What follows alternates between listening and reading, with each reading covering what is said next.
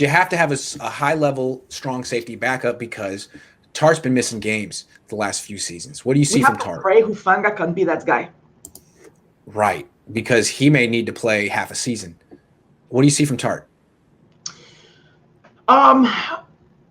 Tartt is really sound. I feel like he's a little bit more on top of the ball when he plays. I do like Tartt. I've always liked Jaquiski. That's how he pronounces it, correct? Jaquiski. Yeah, great name. Jaquiski. That was a befuddler for my mother and I the first time.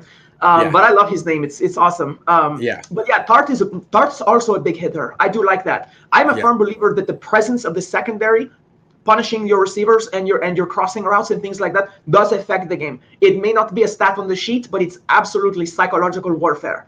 The tandem of these two together is fantastic. When they are on the field, I think they play off each other. I think they trust each other. I think the trust that Ward has for Tartt is one of Tartt's skills. And I can tell you, as being the underneath safety at a very low level of football, mind you, I played with some horrible secondary safeties in my life. So like the strong safeties that I played with, sometimes I felt like I couldn't attack underneath because I was afraid of getting burned over the top because they didn't do their assignment. See, Ward doesn't have to fear that. Tartt is really good at sticking to his assignments. I just don't think we see a lot of big plays going against those guys. Yeah. There are not excellent plays by the offense that you just have to give to them. So Tartt, to me, is very sound, good technique, good tackler. I foresee that if he plays a full and healthy season with Ward, that he would probably put in some interceptions with that.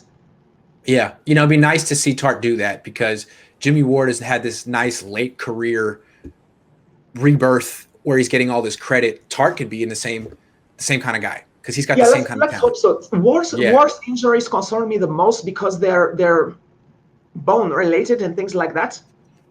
So the breaking of bone is not necessarily a matter of fitness. It can be bad luck, it's true, but they're broken now.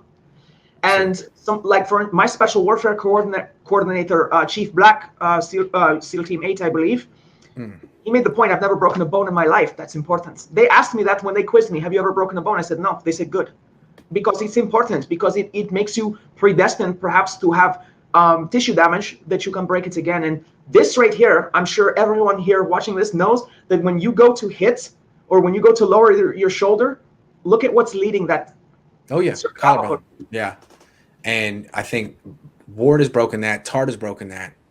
How do you not as a safety? Because it happens eventually. And to be honest with you, you're supposed to be a killer back there. They called him the eraser role a year ago. They're supposed to be killers back there. You're supposed to hit fearlessly. You better draw a few unnecessary roughnesses per year. If I was a defensive coordinator and I didn't see that, I'd say, what's your guys' problem? Are you afraid? Yeah. Let's see some hits. Good point. That's true. So they are hurt in places that are concerning. Trey Niner says Talanoa Hufanga will be turned to a linebacker. We need to find a replacement for that. I wouldn't be so sure about that. They did do that with Demetrius Flanagan-Foles, who was a linebacker, who was a safety in college. They turned him into a linebacker immediately.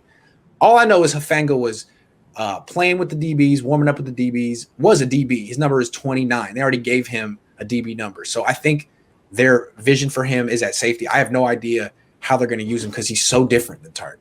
But he's a strong safety for now.